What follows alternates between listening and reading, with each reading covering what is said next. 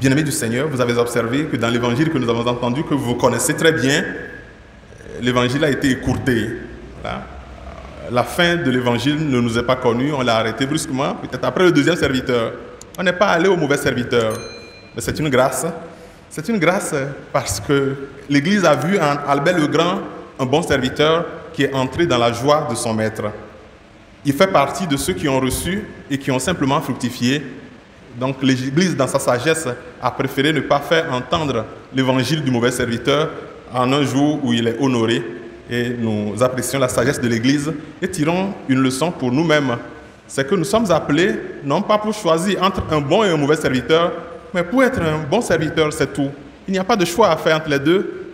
Quand le Seigneur nous appelle, il nous appelle pour porter de bons fruits, parce que notre Père porte de bons fruits, parce que notre Père a une grande espérance pour nous, parce qu'il a mis de grands talents en nous. Et quand on veut répondre à la question de savoir dans la vie d'Albert le Grand, quel est le talent qui a le plus excellé, parce qu'il fut un saint, il fut un savant, il fut un apôtre, qu'est-ce qui a le plus excellé en lui? On dirait simplement que les trois ont excellé. L'Église le propose comme maître aux croyants qui veulent apprendre à travers leur progrès dans les sciences à mieux connaître le Seigneur et à l'aimer. Et dans notre ordre, dans l'ordre de Saint-Dominique, la deuxième antienne de la prière des laudes ce matin mentionne quelque chose de très profond sur ce qu'est la spiritualité d'Albert le Grand. L'antienne dit « Apprends-moi, Seigneur, à planter les racines de mon arbre dans le ciel et non sur la terre. Que je sois reconnu fidèle, non au feuillage de mes paroles, mais plutôt aux fruits de mes œuvres. » Je reprends pour vous et pour nous. « Apprends-moi, Seigneur, à planter les racines de mon arbre dans le ciel et non sur la terre. Que je sois reconnu fidèle, non au feuillage de mes paroles, mais plutôt aux fruits de mes œuvres. » Passionné qu'il était du monde dans lequel il vivait, notre frère Albert le Grand brûlait du désir de mieux comprendre le système du monde avec un excellent dosage de la science et de la piété, du travail, de la raison et de l'obéissance de la foi. Et particulièrement brillant dans les sciences naturelles, le maître de saint Thomas d'Aquin a touché à tant de domaines de connaissances. Il a travaillé dans les mathématiques avec excellence, dans l'astronomie, la chimie, la minéralogie, la biologie, la botanique, la philosophie, la théologie, avec autant d'excellence que l'Église a vu en lui quelqu'un qui a fait fructifier les nombreux dons qu'il a reçus de Dieu.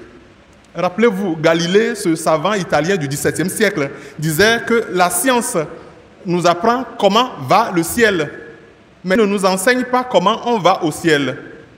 Il me semble que Albert le Grand lui aurait pu lui répondre, si la science ne sait pas comment on va au ciel, c'est parce qu'elle ne sait pas écouter Dieu. Et c'est ce qu'il a essayé de faire.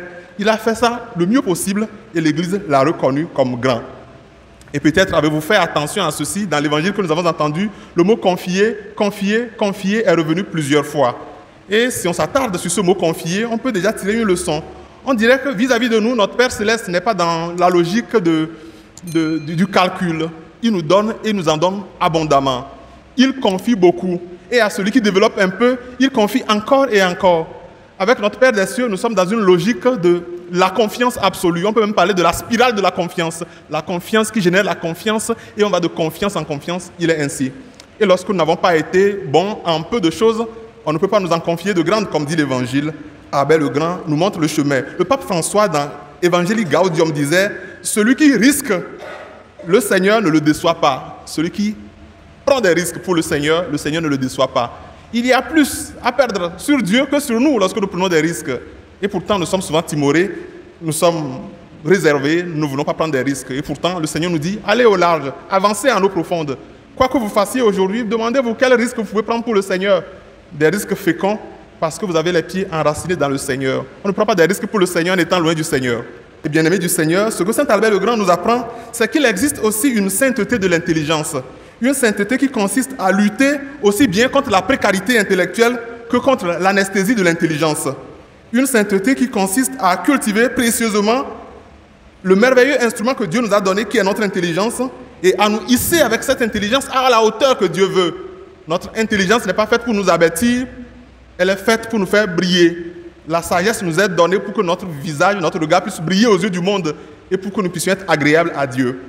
Revoyons nos copies et demandons au Seigneur aujourd'hui la grâce de mieux faire ce que nous faisons déjà si bien, de faire comme Albert le Grand, sans réserve, qui s'est donné à fond pour que le serviteur, appelé par le Seigneur, entre glorieusement dans la joie de son maître.